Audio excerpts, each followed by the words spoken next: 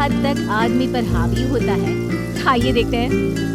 देख राधा, तुझे घर का सारा काम आता है, ये अच्छी बात है, लेकिन हमें ये नहीं पता था कि तू पढ़ी लिखी कम है और तेरी छोटी बहन की तो सरकारी नौकरी भी लग गई है।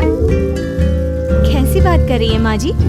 सारी बात करके ही तो पापा ने शादी की थी। अब जब छोटी की सरकारी नौकरी लग गई है तो आप लोग ऐसी बात कर रहे हैं? ज्यादा बात मत करियो।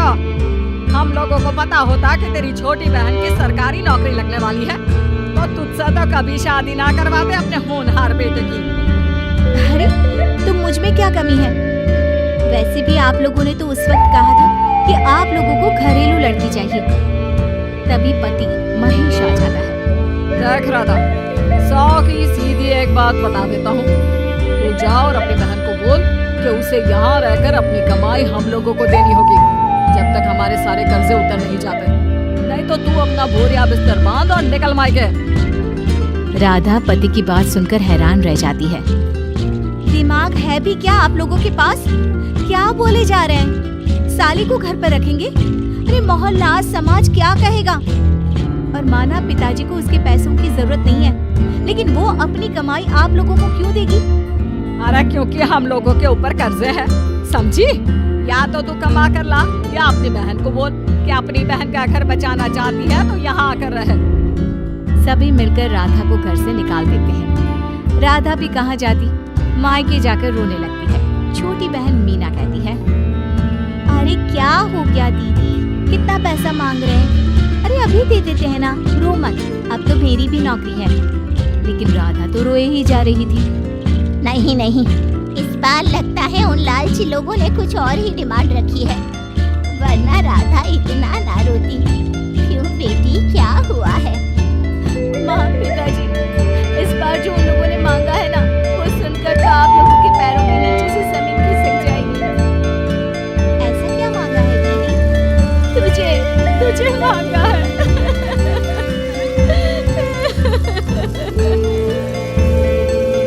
What nonsense? दीदी क्या बोल रही हो? समझ रही हो?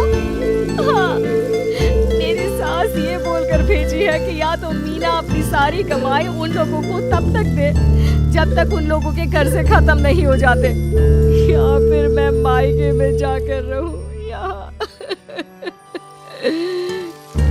क्या मजाक बना रखा है? ऐसा होता है क्या कहीं?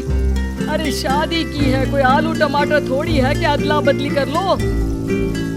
छोटी बहन शांत होती है। माँ पिता बड़ी को समझा रहे होते हैं और वो रोए ही जा रही थी। तभी छोटी बोलती है, पापा मैं दीदी के साथ जाऊंगी। क्या पागल है क्या? अरे दुनिया क्या बोलेगी? माँ, वो लोग सिर्फ मेरे पैसे चाहते हैं ना। अरे वो तो वो लोग यहाँ से भी ले सकते थे छोटी, फिर वहाँ क्यों बुला रहे हैं तुझे? माँ, वो कह रहे थे कि हमें पता होता कि छोटी की सरकारी नौकरी लग जाएगी तो उसी से करवा देते उनके होनहार बेटे की शादी। हाँ, और मैं जैसे उस लपड़गंजू से शादी कर लेती। लपड़गंजू? अगर वो लपड़गंजू है तो मेरी शादी क्यों करवा दी? मैं नहीं जाने वाली वापस। अरे क्योंकि तो बेवकूफ है, तुझे जवाब देना नहीं आता। चल मेरे साथ। उन लोगों को लगता है ना साली बुरी घरवाली, तो अब देखिए साली का जलवा। और शादीशुदा बेटी को पिता भी कितना घर बिठाते। उसकी ससुराल जाते हैं दोनों बेटियों के साथ। आइए आइए, ले आए अपने कमाओ बेटी, ये अच्छा किया। समझदार आदमी की पहचान यही तो होती है।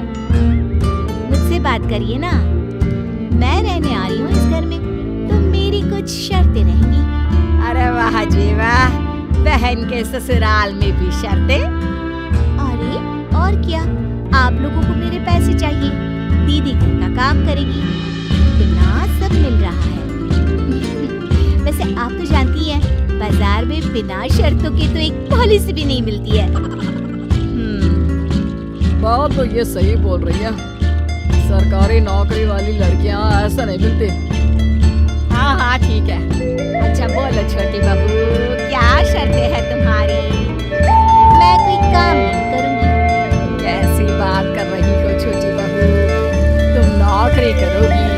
अरे लाखों कमाओगी कि घर का काम करोगी? ये कामों के लिए है ना ये बड़ी। दूसरी शर्त, मुझसे कोई बदतमीजी से या ऊंची आवाज में बात नहीं करेगा। अरे कैसी बात कर रही हो तुम? तुम तो बाबू की रानी हो। शट अप जीजा जी। साली से मजाक करना अलग बात है, लेकिन याद रहे साली बहन होती है बीवी की, और बीवी की बहन यानी आपकी बहन। माँ ये क्या बोल रही है? बहन। अरे ना बेटा, मैं हूँ ना, बात करती हूँ ना, रो मत बच्चा, रो मत। खैर पिता दोनों बेटियों को छोड़कर चले जाते हैं। अगली सुबह अरे सरला, जल्दी से मेरा और तुम्हारी बहन का खाना पैक कर दो, हम लोग ऑफिस के लिए निकल रहे हैं। लेकिन सरला तो सोफे पर बैठकर टीवी देख रही होती है। देखो जी, मेरी बहन पैसे कमा रही है तो मैं क्यों काम करूं? याद है ना मम्मी जी क्या बोलती थी कि मेरा बेटा पैसा कमा रहा है, तब सारा काम मैं करती थी। अब मेरी बहन कमा रही है तो मैं भी काम नहीं करूंगी। हाँ अरे साली साहिबा, चलिए ना, मैं आपको गिफ्ट पर छोड़ देता हूँ। क्या रेपुटेशन बनेगी हमारी। हाँ हाँ जीजा जी चलिए, आज आपकी ये इच्छा भी पूरी कर देते हैं। छोटी के ऑफिस में अरे ये कौन है? तेरे जीजा जी है ना? ये कैसे तुझे छोड़ने आ गए? अरे वो अब ना मेरे पास ही रहती है। सभी एक दूसरे की तरफ देखने लग जाते हैं। हाँ वो क्या है ना, दीदी तो पता है घरेलू महिला है, जीजा जी के कर्जे ज्यादा है और पढ़े लिखे इतने हैं नहीं कि कुछ अच्छी कमाई कर पाए, तो मेरी कमाई रखते हैं।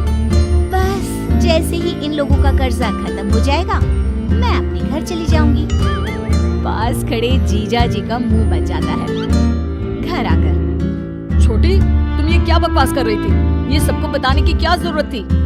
अरे जीजा जी, आप खुलेआम सबको ये कहे कि साली आजकल मेरे साथ रहती है तो लोग क्या सोचेंगे, आप जानते हैं ना? अरे उससे कुछ मत बोलना बेटा, चल मेरे साथ, मुझे ना बाजार का डोसा खिलाती हूँ। चल चल चल। हाँ दीदी तैयार हो जाओ, डोसा खिला रही हैं आंटी जी। तीनों जा रही होती है कि पास मोहल्ले की कुछ औरतें वहाँ पर जमा रहती है। अरे लाजो बहन, बहू की बहन यही रह रही है क्या? हाँ हाँ, इसे भी रख लिया है। अब आप तो जानती ही हैं कि हम लोगों का दिल कितना बड़ा है।